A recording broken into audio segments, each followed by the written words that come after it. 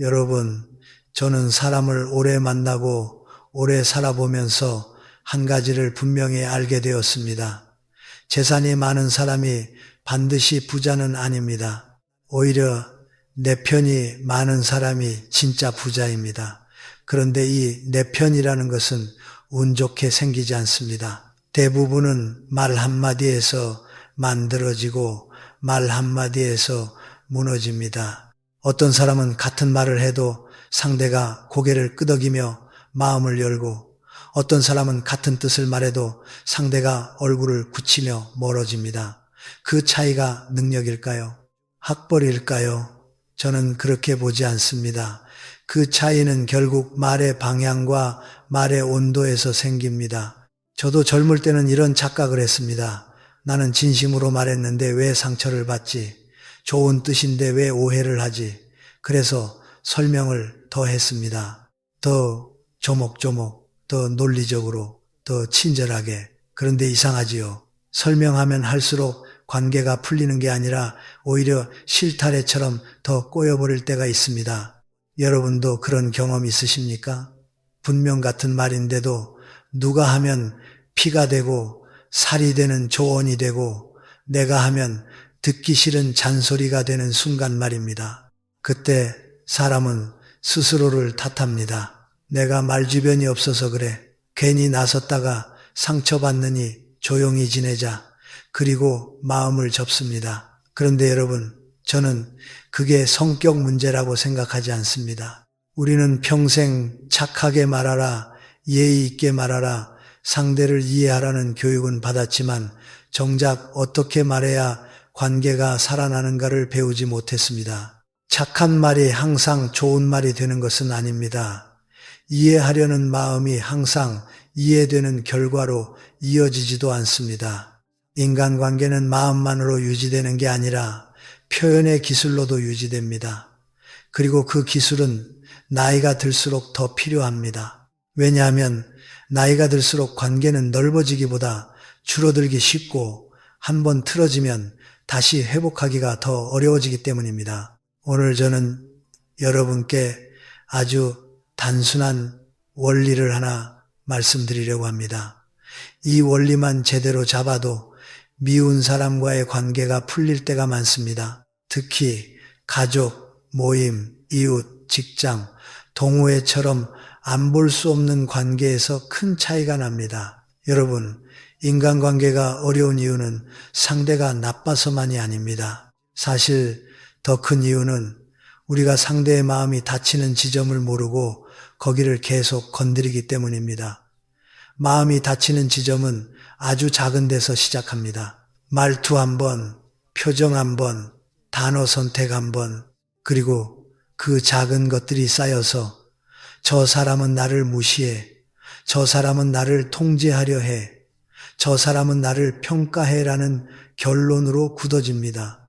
이 결론이 굳어지는 순간 아무리 좋은 말을 해도 들리지 않습니다. 그러니 우리는 먼저 좋은 말을 하려고 애쓰기 전에 상대의 방어가 올라오지 않는 말부터 익혀야 합니다. 여러분, 사람은 칭찬을 좋아합니다. 그런데 이상하게도 앞에서 받는 칭찬은 때때로 불편합니다. 왜 저렇게까지 말하지? 나한테 뭘 바라는 건가? 이런 생각이 들기도 합니다. 반면에 우연히 제3자를 통해 내 이야기를 들었을 때 그 사람이 나를 좋게 말했더라 라는 소식은 마음 깊이 박힙니다. 왜일까요?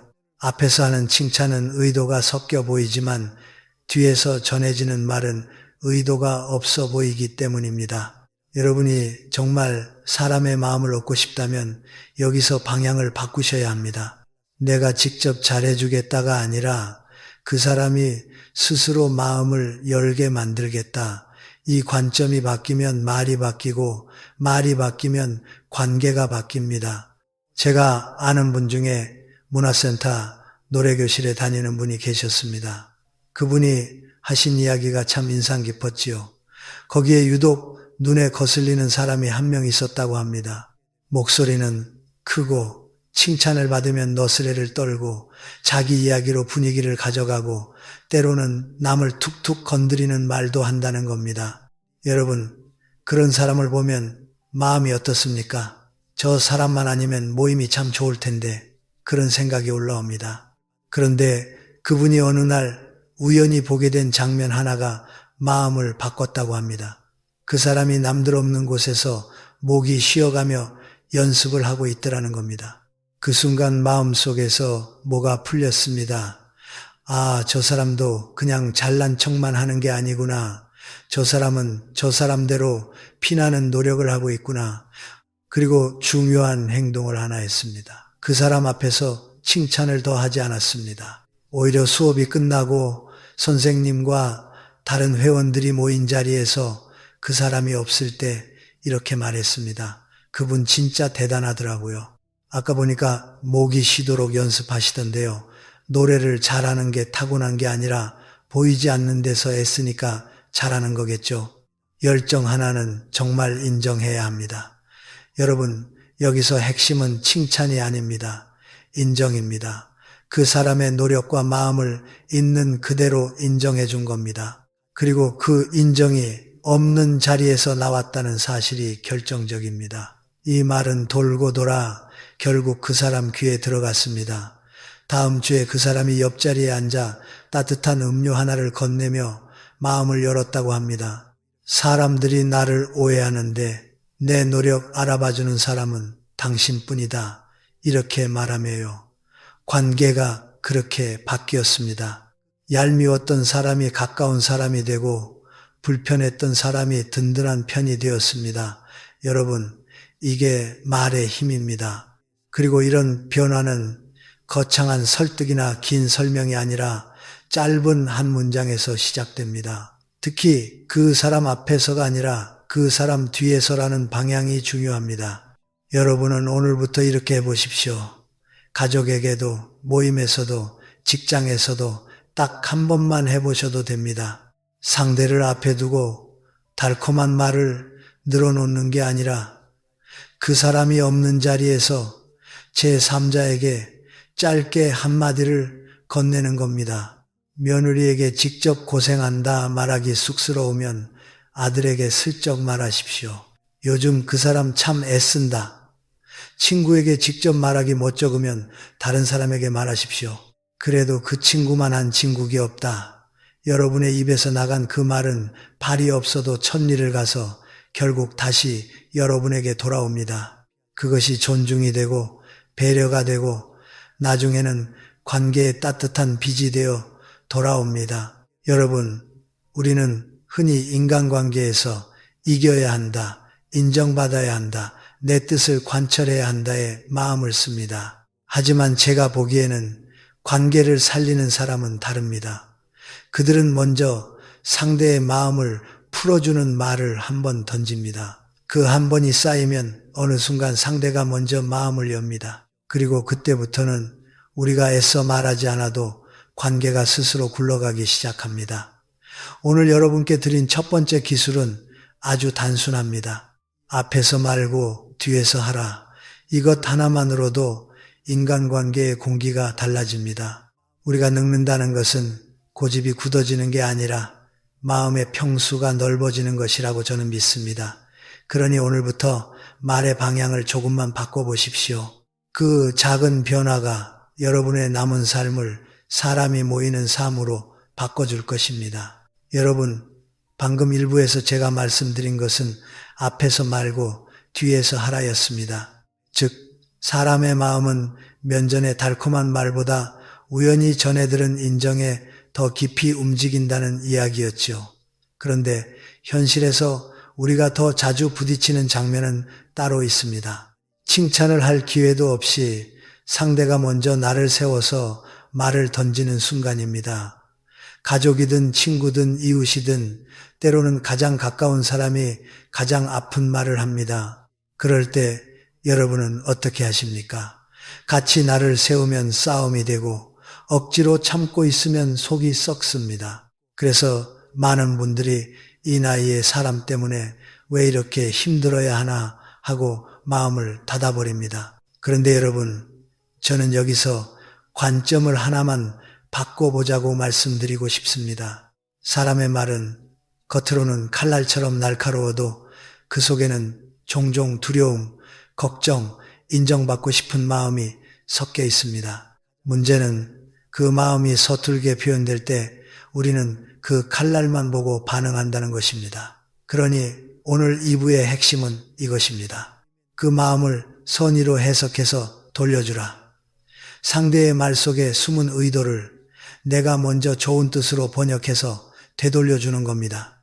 이게 무조건 참으라는 말이 아닙니다. 오히려 더 강한 기술입니다. 싸움을 피하면서도 관계의 주도권을 잃지 않는 방법이지요. 경기도에 사시는 67세 옥수님 이야기를 들어보겠습니다. 옥수님에게는 효녀이지만 성격이 다소 급한 딸이 있었습니다. 어느 날 옥수님이 장을 보러 나갔다가 비가 많이 와서 미끄러졌고 무릎을 조금 다치셨습니다. 아프고 속상한 마음에 딸에게 전화를 했습니다. 그런데 딸이 위로를 해주기는커녕 불벼락처럼 말을 쏟아냈습니다. 엄마, 비 오는 날 돌아다니지 말라고 내가 몇 번을 말했어. 왜 내 말을 안 들어? 나 속 터져 죽는 꼴 보고 싶어? 여러분, 이런 말을 들으면 마음이 어떻습니까? 다친 사람 입장에서는 내가 너를 어떻게 키웠는데 같은 섭섭함이 올라오지요. 예전 같으면 옥수님도 바로 맞받아쳤을 겁니다. 다친 사람한테 그게 할 소리냐? 그러면 그날로 모녀 사이가 얼어붙고 며칠 동안 말 한마디 안 하는 냉전이 시작되었겠지요. 하지만 그날 옥수님은 잠깐 멈췄습니다. 심호흡을 크게 한번 하고 딸의 짜증 섞인 목소리 이면에 있는 것을 보려고 했습니다. 그리고 이렇게 말했습니다. 아이고, 우리 딸, 엄마 다쳤을까봐 놀라서 소리 지르는구나. 엄마 걱정해 주는 건 너밖에 없네. 네가 그렇게 걱정해 주니까 뼈가 부러진 것도 아닌데 벌써 다 나은 것 같다. 고맙다. 여러분, 이 한마디가 얼마나 큰 힘을 가지는지 아십니까? 딸은 그 말을 듣고 더 이상 화를 낼 명분이 사라졌습니다. 저녁이 되어 딸이 울면서 말했습니다. 엄마, 미안해. 내가 놀라서 그랬어. 지금 약 사서 갈게. 만약 옥수님이 똑같이 소리를 지르며 싸웠다면 어땠을까요? 서로의 상처에 소금을 뿌리고 마음의 금이 더 깊어졌을 겁니다. 여러분, 심리학에는 리프레이밍, 리프레이밍이라는 개념이 있습니다. 액자를 바꾸면 같은 그림도 분위기가 달라지듯 상대의 부정적인 말을 다른 의미로 재정의해 주는 겁니다. 누군가 너는 왜 이렇게 예민해? 라고 쏘아붙일 때 우리는 본능적으로 내가 뭐가 예민해? 라고 받아칩니다. 그 순간 대화는 내용이 아니라 존재의 싸움이 됩니다. 하지만 관계의 고수는 이렇게 말합니다. 당신이 그렇게 말하는 걸 보니 내가 더 세심하게 챙겨주길 바라는 마음이 큰가 보군요. 예민함이라는 부정적 단어를 세심함이라는 긍정의 언어로 바꾸는 겁니다. 상대가 던진 공격을 내가 먼저 해독해서 약으로 돌려주는 것이지요. 여러분, 사람은 누구나 체면이 있습니다. 그런데 화를 내는 순간 그 체면은 사실 강함이 아니라 불안해서 나오기도 합니다. 자녀가 부모에게 버럭하는 것도 미워서가 아니라 혹시 아프실까봐 라는 불안이 커져서 말이 거칠어지는 경우가 많습니다. 남편이 아내에게 그렇게 하면 안 돼라고 단정하는 것도 종종 내가 불안하다는 감정을 숨기려는 방어일 수 있습니다. 이때 우리가 할 일은 상대의 말꼬리를 잡는 게 아닙니다. 숨은 마음을 먼저 읽어주는 것입니다. 그러면 싸움은 시작되기 전에 힘을 잃습니다. 왜냐하면 사람은 내 마음을 알아주는 사람을 상대로 끝까지 화를 내기가 어렵기 때문입니다. 이것이 웃는 낯에 침 뱉기 어렵다는 말의 심리적 이유입니다. 정약용 선생은 유배 생활처럼 억울한 상황 속에서도 마음의 평화를 잃지 않는 비결로 서술을 강조했습니다. 용서할 서, 자는 같을 여루와 마음, 심신이 합쳐져 있습니다. 곧 내 마음으로 남의 마음을 헤아린다는 뜻이지요. 선생은 아들에게 보낸 글에서 남이 나를 비난할 때 말꼬리를 잡지 말고 그 속뜻을 먼저 살펴라는 취지로 가르쳤습니다. 겉으로 드러난 말은 칼날 같아도 그 속에는 두려움, 걱정, 인정, 욕구가 숨어 있다는 것을 꿰뚫어 보신 겁니다. 여러분, 이게 어른의 내공입니다. 화를 같이 내는 것이 강함이 아니라 상대를 미워하지 않으면서도 상황을 지배하는 것이 진짜 강함입니다. 그러면 실제로 어떻게 말해야 하느냐? 제가 여러분께 문장 형태로 드리겠습니다. 다음에 누군가 나를 세워 말할 때 그 말에 끌려가지 말고 이렇게 번역해 보십시오. 왜 또 그렇게 했어? 나 걱정해서 그러는구나. 고맙다. 당신은 왜 늘 그래? 내가 더 잘하길 바라는 마음이 있는 거지. 알겠어. 너는 참 답답해. 내가 더 신중하길 바라는 거구나. 그 마음은 고마워. 여러분, 이 표현들은 비굴한 사과가 아닙니다. 상대의 감정을 인정해주는 동시에 싸움의 불씨를 꺼버리는 품격 있는 전환입니다.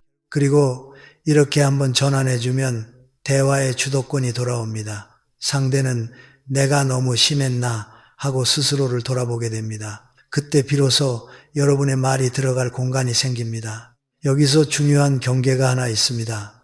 선의로 해석한다는 것은 상대의 무례를 계속 허용하라는 뜻이 아닙니다. 리프레이밍은 먼저 관계의 온도를 낮추는 기술이고 그 다음에 필요하면 경계를 세우는 말을 붙일 수 있습니다.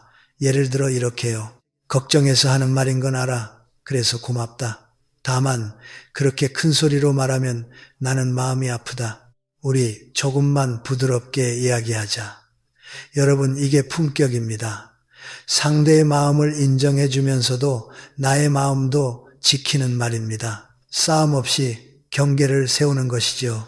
여러분, 우리는 나이가 들수록 관계가 단순해질 것 같지만 오히려 감정은 더 섬세해집니다.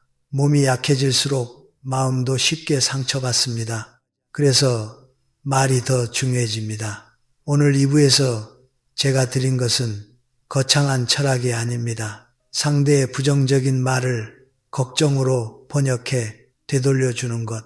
이 한 가지만으로도 많은 관계가 다시 살아납니다. 다음에 누군가 버럭하면 같이 버럭하지 마십시오. 잠깐 멈추고 속뜻을 먼저 잡아내고 선의로 해석해 돌려주십시오. 그러면 여러분은 싸움의 당사자가 아니라 상황을 정리하는 사람이 됩니다. 그리고 그 순간부터 사람들은 여러분을 함부로 대하지 못합니다. 왜냐하면 부드러움 속에서 나오는 단단함을 느끼기 때문입니다. 원수도 은인이 되는 길은 멀리 있지 않습니다. 말의 칼날을 잡아 꺾는 힘은 결국 어른의 마음에서 나옵니다. 오늘부터 여러분이 그 어른이 되시길 바랍니다. 여러분, 2부에서 우리는 상대의 날선 말을 그대로 받아치지 않고 그 속뜻을 선의로 번역해서 돌려주는 기술을 이야기했습니다. 그렇게 하면 싸움은 크게 줄어듭니다. 그런데도 인간관계가 풀리지 않는 경우가 있습니다. 왜냐하면 어떤 사람은 착한 말을 해줘도 좋은 의도로 받아줘도 여전히 나를 불편하게 만들기 때문입니다. 그 사람은 늘 한마디씩 간섭하고 내 일을 평가하고 내 방식에 시비를 겁니다. 여러분 동네에도 이런 분 한 분쯤 계시지요. 모임에서도 꼭 있고 아파트에서도 있고 친척 중에도 있고 직장에도 있습니다. 만나기만 하면 기분이 묘하게 상하고 괜히 내 자존심이 흔들립니다. 그럴 때 우리는 보통 두 가지로 반응합니다. 하나는 참다가 속이 썩고 또 하나는 정면으로 맞서다가 관계가 깨집니다. 그런데 여러분, 제가 오래 살며 배운 것은 이겁니다. 사람은 나를 도와준 사람을 미워하기 어렵다는 사실입니다. 더 정확히 말하면 사람은 내가 그를 도와주는 것보다 그가 나를 돕게 될 때 마음이 움직입니다. 그래서 3부의 핵심은 이 한 문장입니다. 나를 돕게 만들라. 부탁은 민폐가 아니라 상대의 마음을 내 편으로 바꾸는 가장 빠른 장치가 될 수 있습니다. 제가 아는 67세 오부님 이야기입니다. 오부님은 주말 농장에서 고추, 상추를 심으며 텃밭을 가꾸는 분입니다. 그런데 옆 밭에 박 선생님이라는 이웃이 있었습니다. 이 박 선생님은 지나갈 때마다 한마디씩 꼭 던졌습니다. 그렇게 심으면 다 죽어. 그걸 왜 그렇게 해? 걸음은 좋나? 사사건건 간섭이었습니다. 처음에 오부님은 속으로 생각했습니다. 제발 가던 길이나 가시지.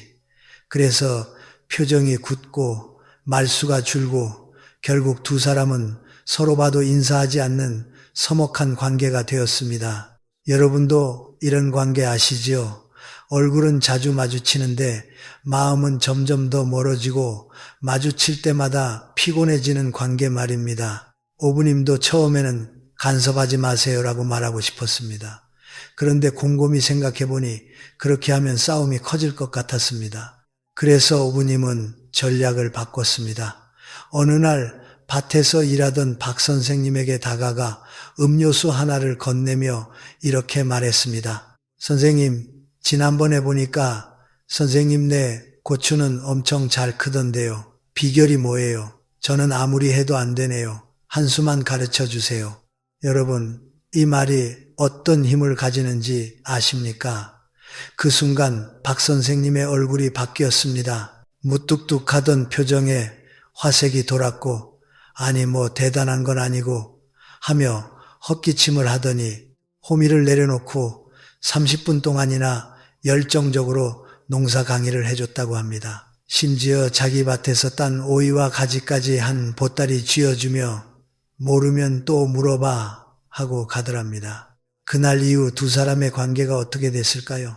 간섭하지 마세요 라고 맞섰을 때는 적이었지만 가르쳐 주세요 라고 부탁하니 든든한 지원군이 되었습니다. 여러분, 이게 인간관계의 묘한 원리입니다. 상대가 나를 평가하려 드는 사람일수록 그 사람의 내면에는 내가 인정받고 싶다는 욕구가 숨어 있는 경우가 많습니다. 간섭은 종종 우월감을 확인하려는 행동처럼 보이지만 그 근저에는 나는 쓸모 있는 사람이고 싶다는 갈증이 있습니다. 그래서 그 갈증을 정면으로 채워주면 간섭이 줄어듭니다. 적대가 풀립니다. 심리학에서는 사람에게 선생님 본능이 있다고 합니다. 누군가 나에게 와서 선생님의 식견이 필요합니다. 어떻게 생각하세요? 라고 묻는 순간 상대의 뇌에서는 도파민이 분비됩니다. 아, 이 사람은 내 가치를 알아보는구나. 이 느낌이 들어오면 사람은 방어가 풀리고 오히려 친절해지기 쉽습니다. 그리고 더 중요한 일이 벌어집니다. 도움을 준 사람은 자신의 행동을 정당화하기 위해 마음속에서 이런 결론을 내립니다. 내가 도와준 걸 보니 저 사람은 괜찮은 사람이야.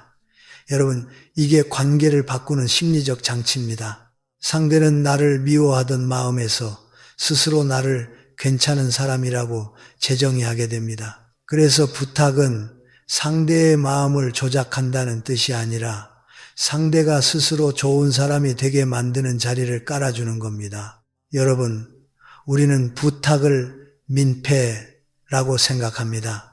특히 나이가 들수록 더 그렇습니다. 내가 누구에게 신세지냐, 부탁하면 체면이 깎인다. 그런데 저는 이렇게 생각합니다. 부탁은 신세가 아니라 때로는 관계에 숨을 불어넣는 통로입니다.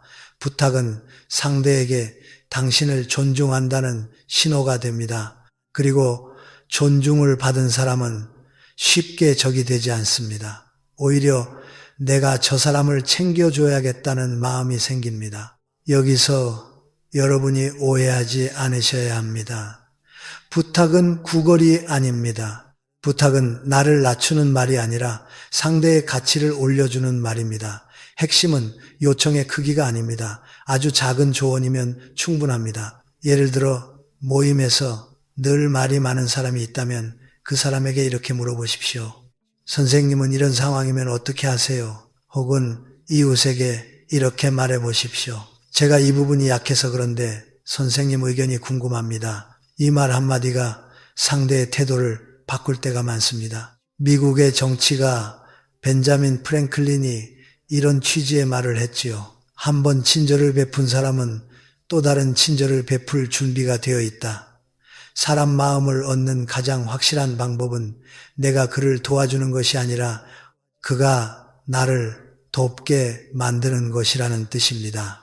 여러분, 이 말은 차가운 계산이 아니라 인간 심리를 꿰뚫는 현실의 지혜입니다. 도움을 받는 것이 아니라 도움을 요청하는 방식이 관계를 바꿉니다. 그렇다면 어떤 부탁이 가장 좋을까요? 제가 3가지 기준을 드리겠습니다.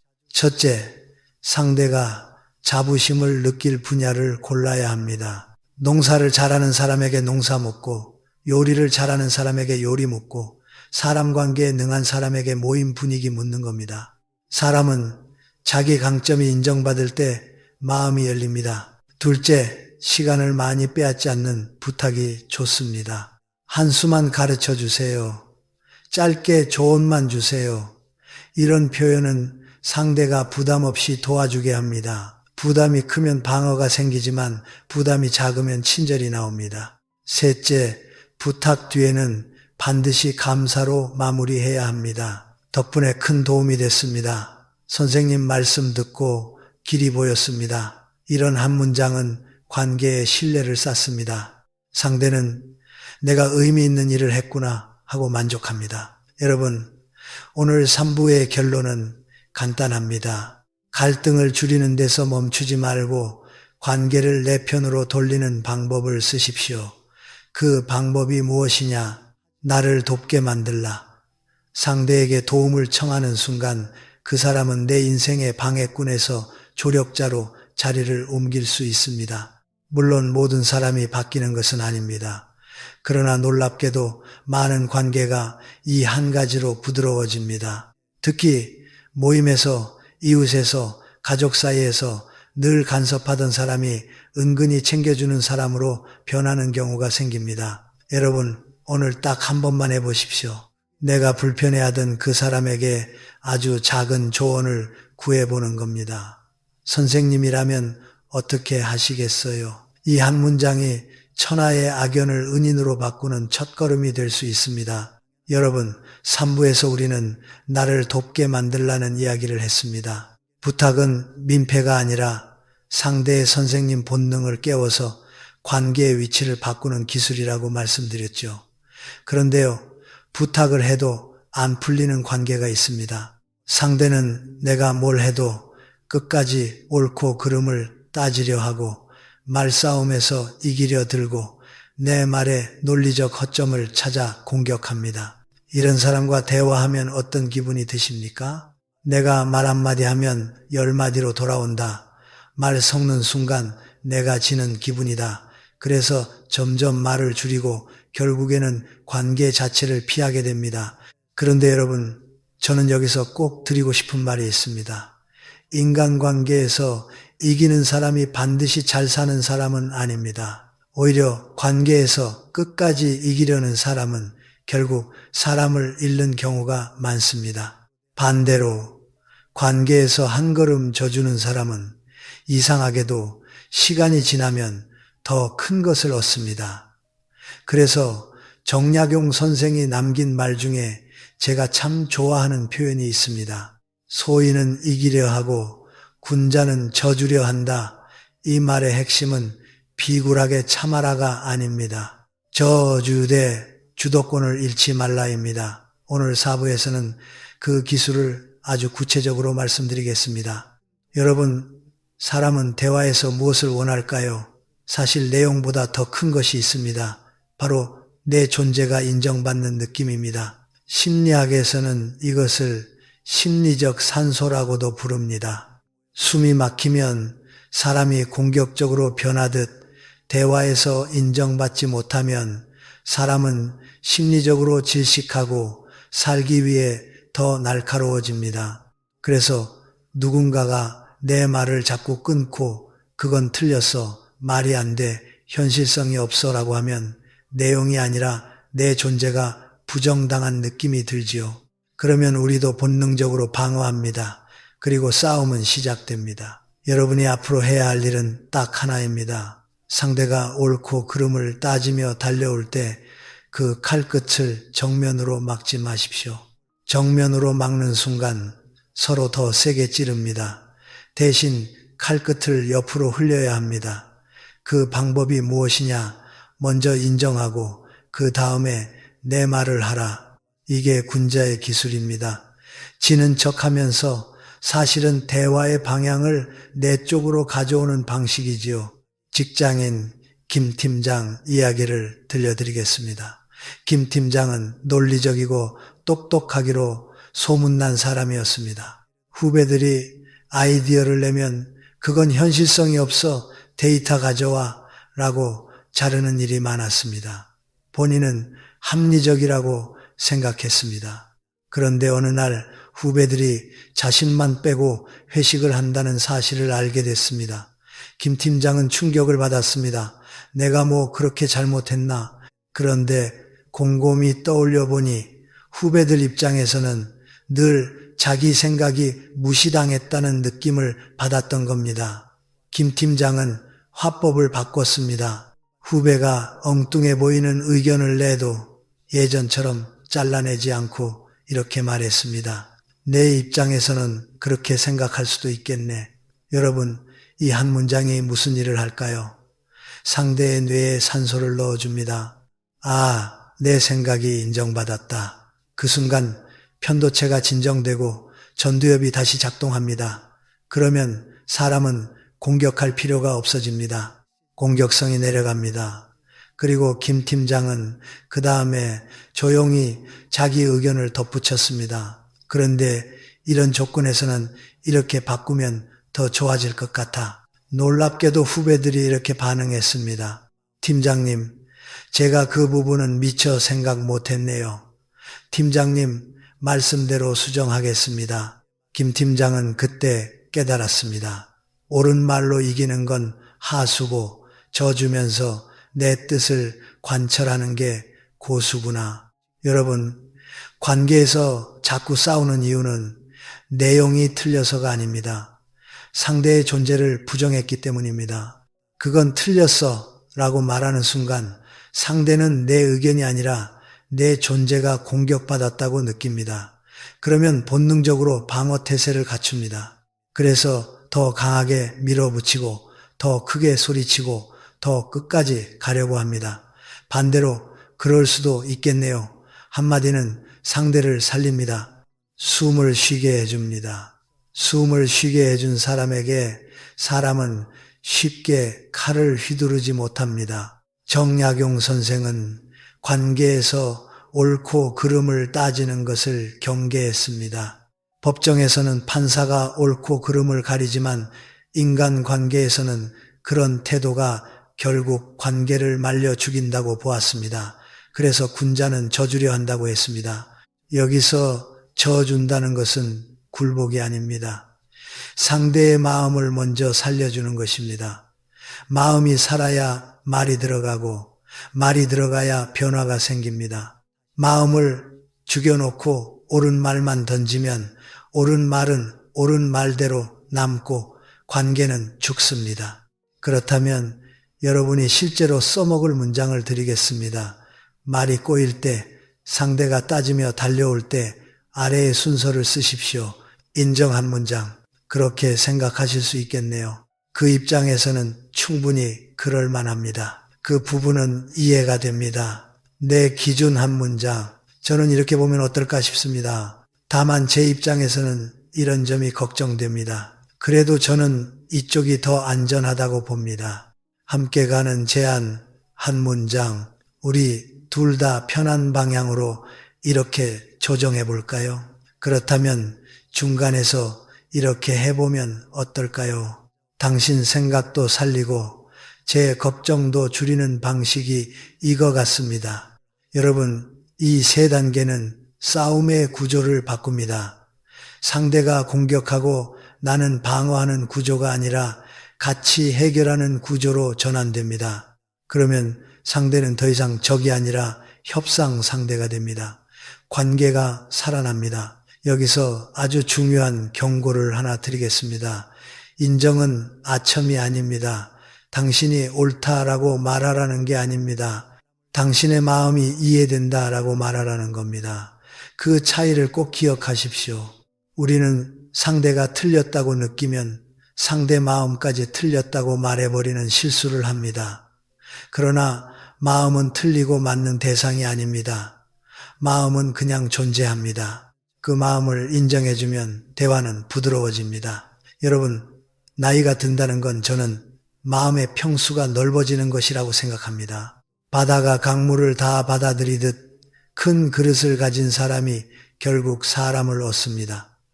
혈기왕성한 사람과 똑같이 얼굴 붉히며 싸우는 것은 내 체면만 깎아먹습니다. 반대로 상대의 말을 그럴 수도 있겠네 하고 한번 감싸주는 사람은 상대의 뾰족함을 부끄럽게 만들고 결국 자기 뜻을 따르게 합니다. 이것이 진짜 내공 있는 어른의 품격입니다. 오늘 사부의 결론은 이겁니다. 이기려 하지 마십시오. 먼저 져주는 척 하십시오.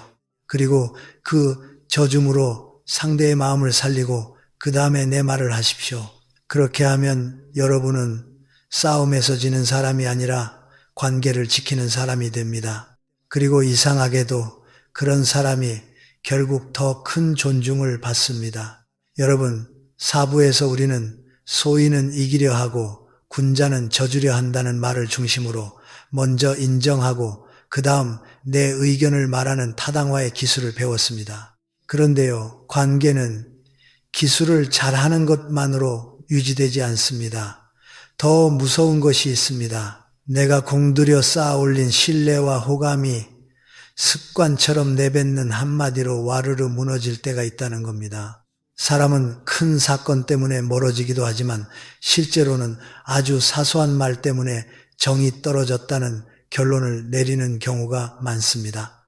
더 무서운 건 그 말이 악의에서 나온 게 아니라 배려라고 착각한 습관일 때가 많다는 점입니다. 오늘 5부에서는 관계를 망가뜨리는 대표적인 습관성 표현, 그 중에서도 가장 흔한 말 하나를 먼저 다루겠습니다. 바로 아무거나입니다.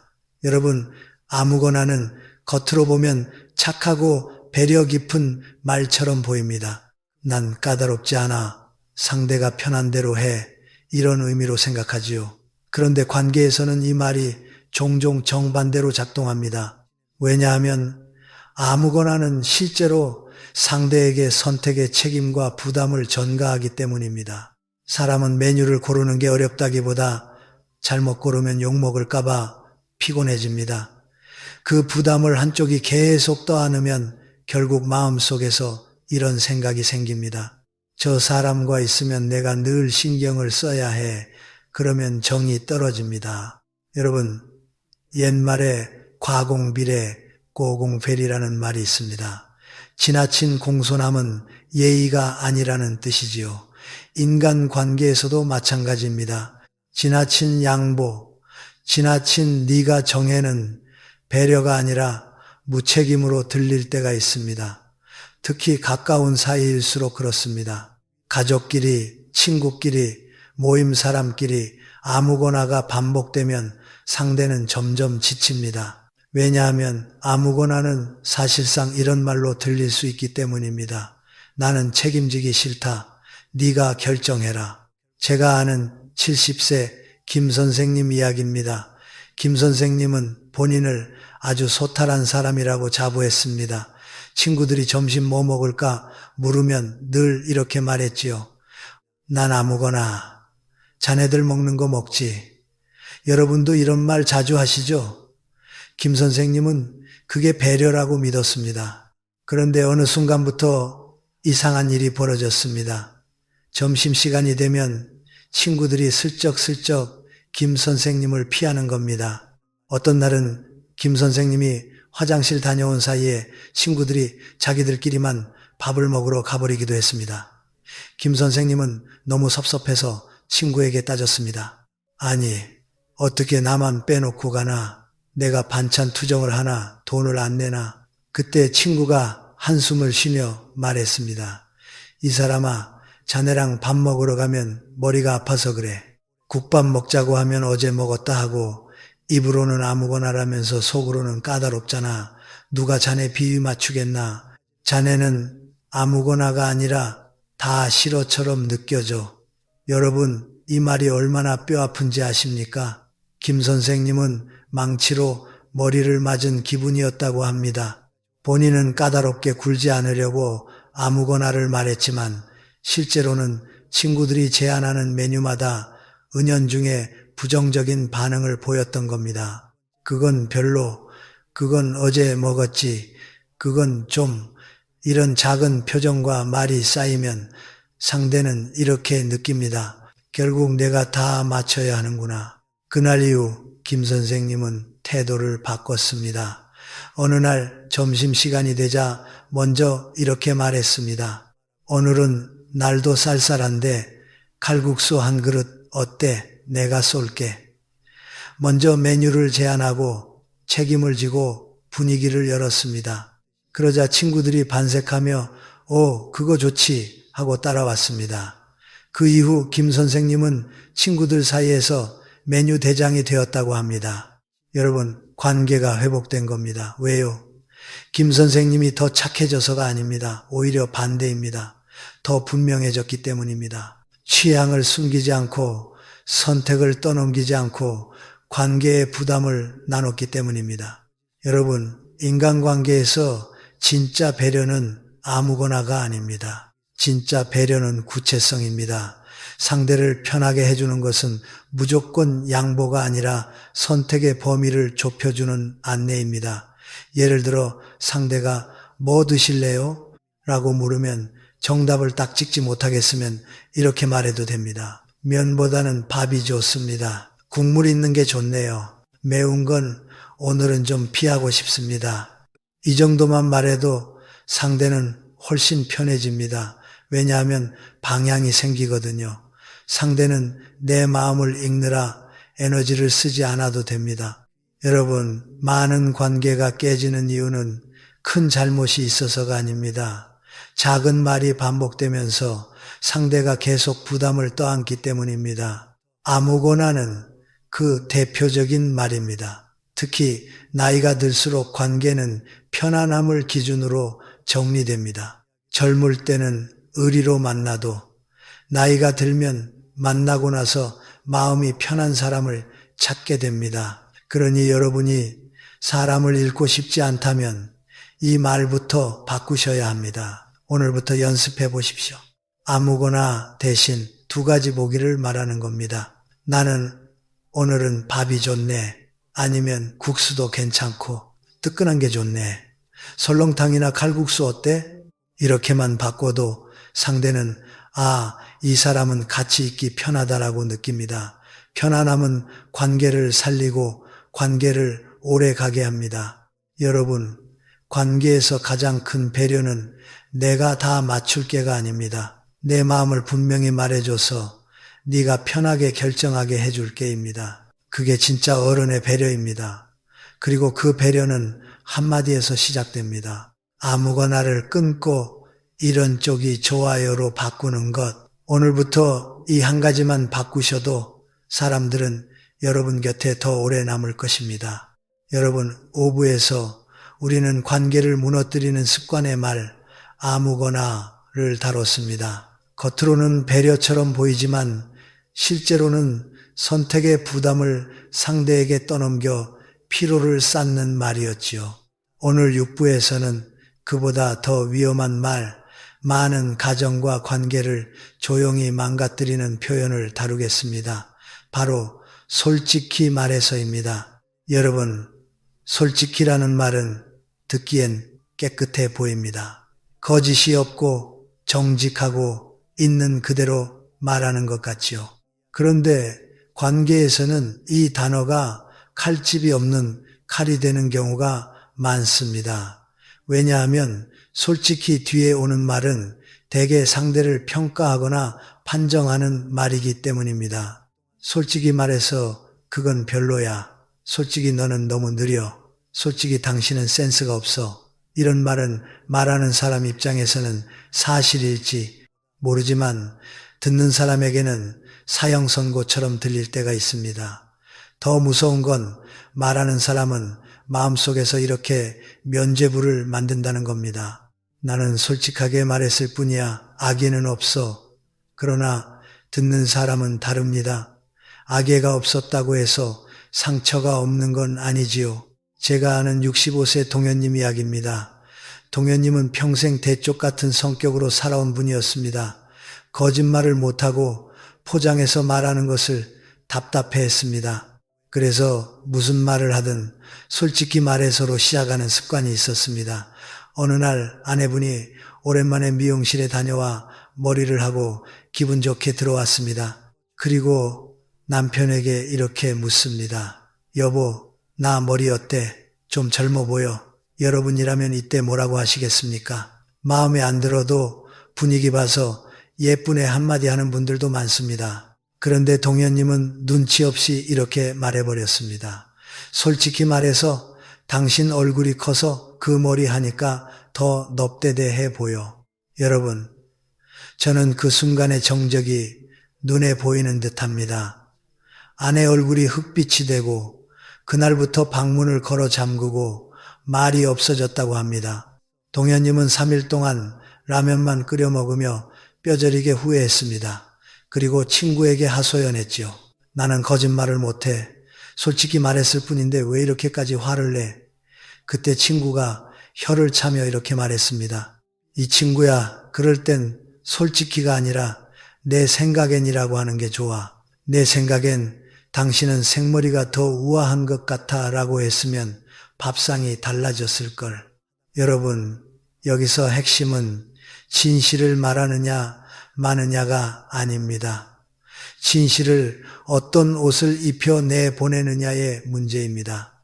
같은 뜻이라도 칼이 될 수도 있고 약이 될 수도 있습니다. 우리가 관계에서 실패하는 이유는 사실을 말해서가 아니라 사실을 무례한 방식으로 던지기 때문입니다. 솔직히 라는 단어는 종종 그 무례함을 정당화하는 장치가 됩니다. 심리학에서는 이런 것을 면죄부 효과라고도 볼 수 있습니다. 말하는 사람은 스스로를 정당화하지만 듣는 사람은 마음의 상처를 입습니다. 정약용 선생은 말조심을 매우 엄하게 경계했습니다. 생각나는 대로 내뱉는 것은 짐승의 울음소리와 다를 바 없다는 취지로까지 말했지요. 말은 마음에서 나와 입을 거쳐 상대의 가슴에 꽂힙니다. 내가 옳은 말을 했다는 사실이 상대의 마음을 베는 칼이 되면 그건 죄가 될 수 있다고 보았습니다. 여러분, 옳음은 중요하지만 관계에서는 옳음보다 품격이 더 중요할 때가 많습니다. 특히 가족에게는 더 그렇습니다. 가족은 판정받고 싶어서 함께 사는 게 아닙니다. 인정받고 싶어서 함께 사는 겁니다. 그럼 여러분, 우리는 어떻게 바꿔야 할까요? 아주 간단한 원칙을 드리겠습니다. 솔직히를 말하고 싶을 때는 먼저 쿠션을 깔아라. 쿠션이 뭐냐? 바로 조심스럽지만 제 생각에는 제가 느끼기엔 같은 표현입니다. 이 말들은 진실을 숨기지 않으면서도 상대의 자존심과 감정을 보호해 줍니다. 말의 충격을 줄여주는 완충제입니다. 예를 들어 솔직히 이 음식 맛없어는 칼입니다. 하지만 조심스럽지만 내 입맛에는 조금 짠 것 같은데 자네는 어떤가는 대화입니다. 둘 다 짜다는 사실을 말하지만 하나는 사람을 무한하게 만들고 하나는 함께 조정할 길을 만듭니다. 솔직히 너 그 옷 안 어울려는 판정입니다. 하지만 제 생각엔 밝은 색이 당신 얼굴을 더 살리는 것 같아는 제안입니다. 사람은 판정을 싫어하지만 제안은 받아들일 여지가 있습니다. 여러분, 관계에서 우리가 조심해야 할 것은 거짓말이 아닙니다. 거칠음입니다. 진실은 거칠게 던지면 폭력이 되고 부드럽게 건네면 약이 됩니다. 특히 나이가 들수록 우리는 솔직함을 미덕으로 착각하기 쉽습니다. 난 원래 솔직해. 난 빈말 못해. 그런데 여러분, 빈말을 하라는 게 아닙니다. 빈말이 아니라 빈틈없는 배려를 하라는 겁니다. 말은 사람을 살릴 수도, 사람을 멀어지게 할 수도 있습니다. 여기서 여러분께 실전 문장을 3개만 드리겠습니다. 다음에 솔직히가 입 밖으로 나오려 할 때 아래로 바꿔보십시오. 솔직히 말해서 조심스럽지만 이 부분은 이렇게 바꾸면 더 좋을 것 같아요. 솔직히 너는 제가 느끼기엔 지금은 조금 쉬는 게 필요해 보여요. 솔직히 별로야. 제 취향에는 다른 스타일이 더 잘 어울릴 것 같아요. 여러분, 이 작은 변화가 관계를 지킵니다. 솔직히라는 말은 상대에게 내가 너를 평가한다는 신호로 들릴 수 있습니다. 하지만 제 생각에는 으로 바꾸는 순간 그것은 내가 너를 판정한다가 아니라 나는 이렇게 느낀다로 바뀝니다. 상대는 덜 공격받고 더 안전해집니다. 안전함이 생기면 대화가 됩니다. 대화가 되면 관계가 삽니다.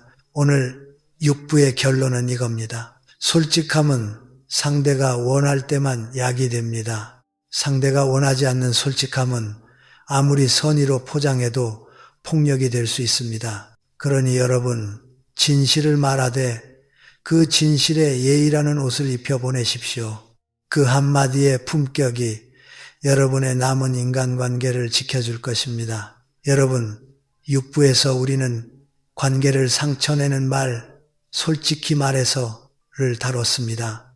솔직함이 미덕처럼 보이지만 상대가 원하지 않는 솔직함은 칼이 될 수 있고, 그래서 조심스럽지만 제 생각에는 같은 쿠션 언어가 필요하다고 말씀드렸죠. 오늘 7부에서는 많은 부모, 많은 선배, 많은 어른들이 무심코 쓰지만 듣는 사람의 마음을 가장 빨리 닿게 만드는 표현을 다루겠습니다. 바로 다 너 잘되라고 하는 소리야 입니다.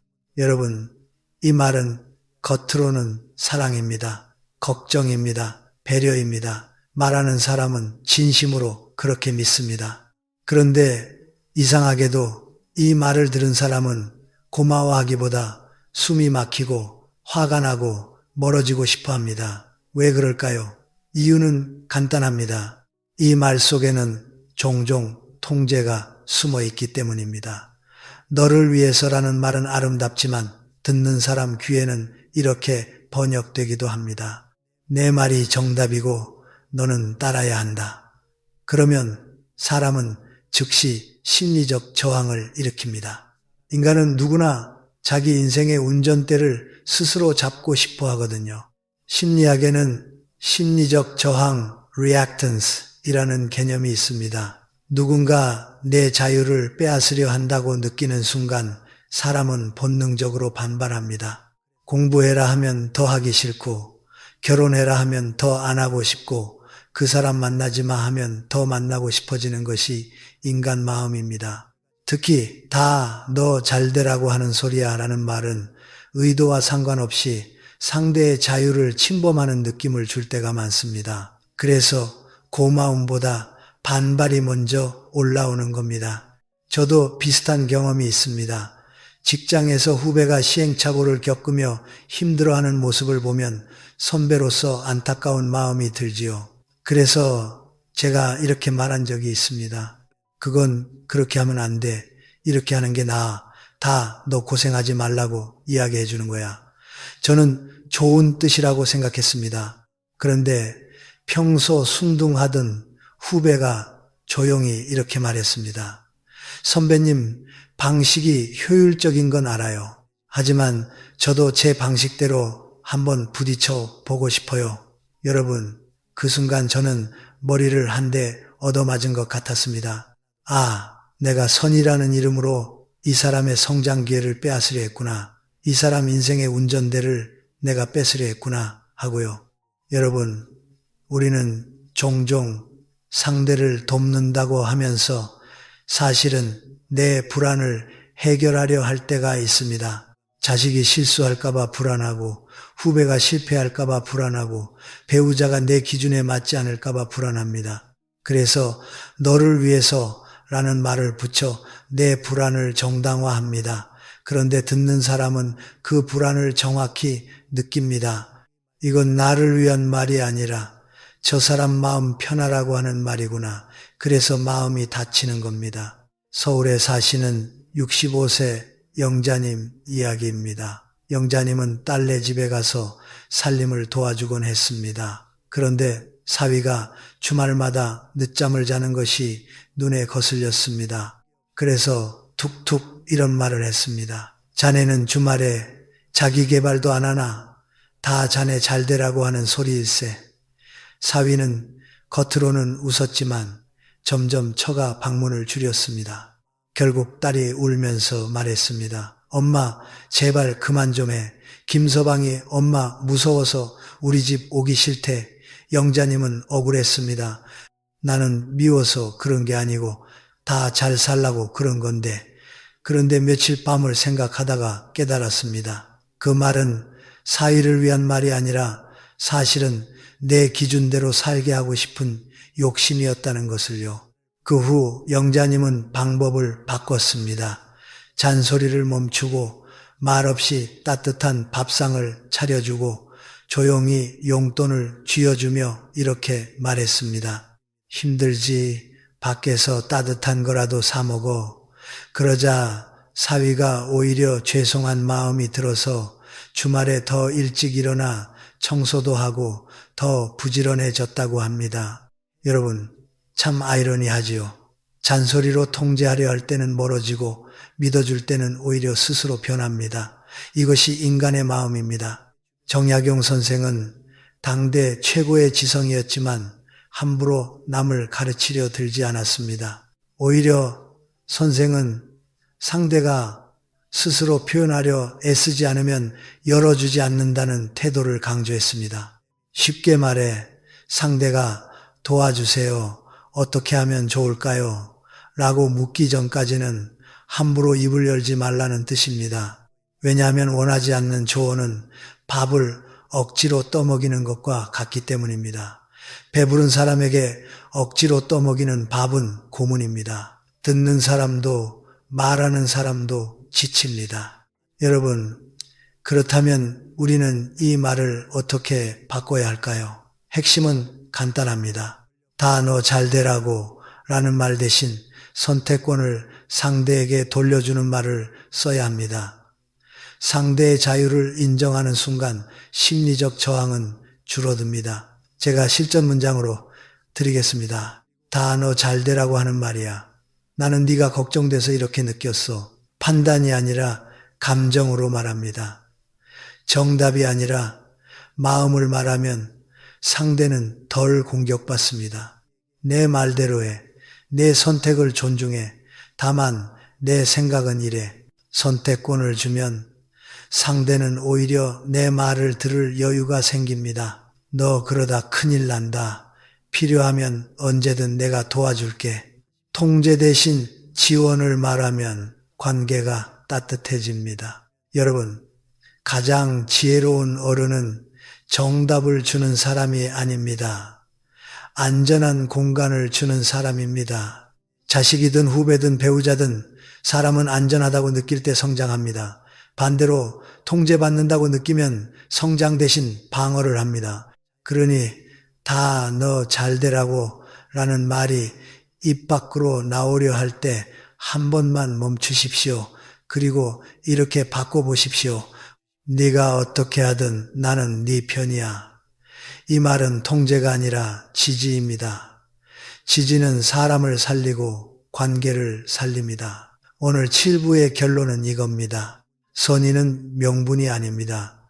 선의는 상대가 편안해지는 방식으로 전달될 때만 선의입니다. 내가 아무리 좋은 뜻을 가졌더라도 듣는 사람이 괴로우면 그건 사랑이 아니라 폭력이 될 수 있습니다. 그러니 여러분, 다 너 잘 되라고 대신 상대의 자유를 존중하는 말로 바꾸십시오. 그 순간부터 여러분의 말은 잔소리가 아니라 품격 있는 어른의 조언이 됩니다. 여러분, 여기까지 오셨습니다. 우리는 사람을 내 편으로 만드는 말의 기술을 하나씩 짚어왔습니다. 앞에서 칭찬하지 말고 뒤에서 인정하라. 날선 말을 선의로 번역해 되돌려라. 상대가 나를 돕게 만들어라. 관계에서는 이기려 들지 말고 먼저 인정해 산소를 줘라. 그리고 마지막으로 관계를 무너뜨리는 습관의 말들, 아무거나 솔직히 말해서 다 너 잘되라고, 이것들을 어떻게 바꿔야 하는지도 살펴봤습니다. 여러분, 이걸 다 외우지 못해도 괜찮습니다. 저는 오늘 마지막에 딱 하나만 남기고 싶습니다. 오늘 또는 내일 반드시 실제로 해볼 수 있는 한 가지입니다. 왜냐하면 지혜는 머리에만 남으면 아무 소용이 없고 손과 입에서 한 번이라도 움직일 때 비로소 인생이 바뀌기 때문입니다. 여러분, 인간관계는 거창한 승부가 아닙니다. 하루아침에 바뀌는 것도 아닙니다. 대부분은 아주 작은 말이 반복되면서 천천히 바뀝니다. 그리고 그 작은 말은 논리보다 태도를 담습니다. 사람은 내 논리를 기억하기보다 내 말이 주었던 느낌을 기억합니다. 그래서 관계에서 이기는 사람은 논리로 이긴 사람이 아니라 상대 마음을 안전하게 만든 사람입니다. 상대가 나와 있을 때 숨이 편해지는 사람, 그 사람이 결국 곁에 남습니다. 나이가 들수록 더 그렇습니다. 젊을 때는 의리로도 만나지만 나이가 들면 결국 만나고 나서 마음이 편한 사람이 남습니다. 여러분은 어떤 사람이 되고 싶으십니까? 저는 여러분이 사람이 모이는 어른이 되셨으면 합니다. 그건 특별한 능력이 아니라 말 한마디의 습관으로 만들어집니다. 자, 오늘 제가 여러분께 남길 딱 한 가지 실천은 이것입니다. 오늘 만날 사람 한 명을 정하고 그 사람을 없는 자리에서 칭찬하세요. 여러분, 일부에서 말했지요. 앞에서 하는 칭찬은 가끔 의심을 부르지만 뒤에서 전해지는 인정은 마음을 녹입니다. 그래서 오늘은 특별히 어렵게 하지 마십시오. 길게 말할 필요도 없습니다. 진짜 중요한 건 그 사람의 노력을 인정하는 한 문장입니다. 예를 들어 가족이라면 이렇게 해보십시오. 며느리가 고생하는 게 보이면 며느리 앞에서 장황하게 말하지 말고 아들에게 슬쩍 말하세요. 요즘 그 사람 참 애쓴다. 너는 복받은 줄 알아라. 이 말은 반드시 돌아갑니다. 말은 발이 없어도 천리를 가니까요. 모임에서 불편한 사람이 있다면 이렇게 해보십시오. 그 사람의 잘난 척이 거슬릴수록 그 뒤에 있는 노력 하나를 찾아서 없는 자리에서 말해보세요. 말은 좀 세도 저 사람 꾸준히 준비하는 건 인정해야 해. 이 한 문장이 관계의 공기를 바꿉니다. 여러분이 그 사람을 바꾸려 한 게 아니라 내가 보는 프레임이 바뀌는 겁니다. 프레임이 바뀌면 말이 바뀌고 말이 바뀌면 상대의 반응이 바뀝니다. 여러분, 혹시 이렇게 생각하실 수도 있습니다. 나는 그 사람 칭찬할 마음이 안 나는데요. 맞습니다. 사람 마음이 그렇습니다. 그런데 여기서 중요한 원리가 하나 있습니다. 칭찬은 감정이 아니라 선택이라는 겁니다.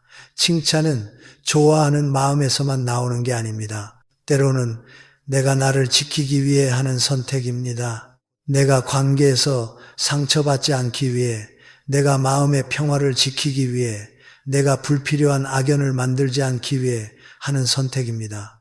여러분, 악연도 은인이 될 수 있습니다. 단, 내가 먼저 말의 방향을 바꿀 때입니다. 그리고 두 번째로 오늘 꼭 같이 기억해야 할 작은 원칙이 있습니다. 누군가가 나를 세워 말할 때 그 말에 반응하지 말고 숨은 마음에 반응하라는 겁니다. 자식이 버럭하면 나 무시하냐가 아니라 이렇게 번역해 보세요. 걱정해서 그러는구나. 그리고 이렇게 한 문장만 던져보십시오. 아이고, 걱정해줘서 고맙다. 이 말은 상대를 무장해제시킵니다. 상대는 부끄러워집니다. 그때부터 대화가 됩니다. 여러분이 어른이 되는 순간이지요. 또 하나, 관계에서 싸움이 잦은 분들은 이 문장을 꼭 기억하십시오. 그럴 수도 있겠네. 이 한마디는 상대에게 심리적 산소를 줍니다. 산소를 받은 사람은 칼을 휘두를 이유가 줄어듭니다. 여러분이 먼저 인정해주면 상대는 내려옵니다. 내려온 사람에게 그제야 내 말이 들어갑니다. 저는 이걸 수없이 봤습니다. 관계는 설득으로 풀리는 게 아니라 진정으로 풀립니다. 진정이 먼저이고 그 다음이 설득입니다.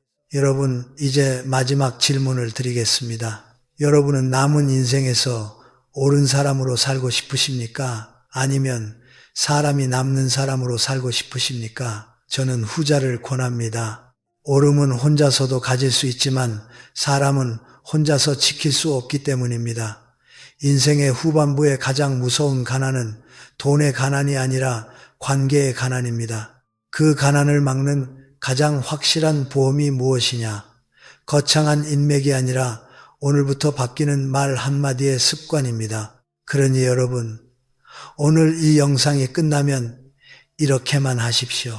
내일 만날 사람 한 명을 떠올린다. 그 사람의 노력 하나를 찾는다. 그 사람 없는 자리에서 제3자에게 한 문장만 말한다. 그 사람 참 애쓴다. 이 한 문장으로 충분합니다. 그리고 혹시 여러분이 오늘까지도 마음속으로 이런 말을 품고 계셨다면 이 나이에 이제 와서 뭘 바꾸나? 사람은 안 변한다. 저는 분명히 말씀드리고 싶습니다. 나이 든다는 건 굳어가는 게 아니라 익어가는 것입니다. 사과가 익어야 단맛이 나듯 여러분은 이제 말해도 단맛을 낼 수 있는 나이에 와 있습니다. 젊은 사람은 흉내낼 수 없는 깊이가 여러분 안에 있습니다. 오늘부터 그 깊이를 말로 베풀어 보십시오. 그러면 여러분은 어디를 가도 존중받는 사람이 됩니다. 미운 사람도 여러분 앞에서 조심하게 되고 악연도 어느 순간 은인이 될 수 있습니다. 저는 김영석 교수였습니다. 여러분의 남은 날들이 사람으로 풍성해지기를, 마음이 편안해지기를 진심으로 응원합니다. 오늘도 건강하고 평안한 하루 보내십시오.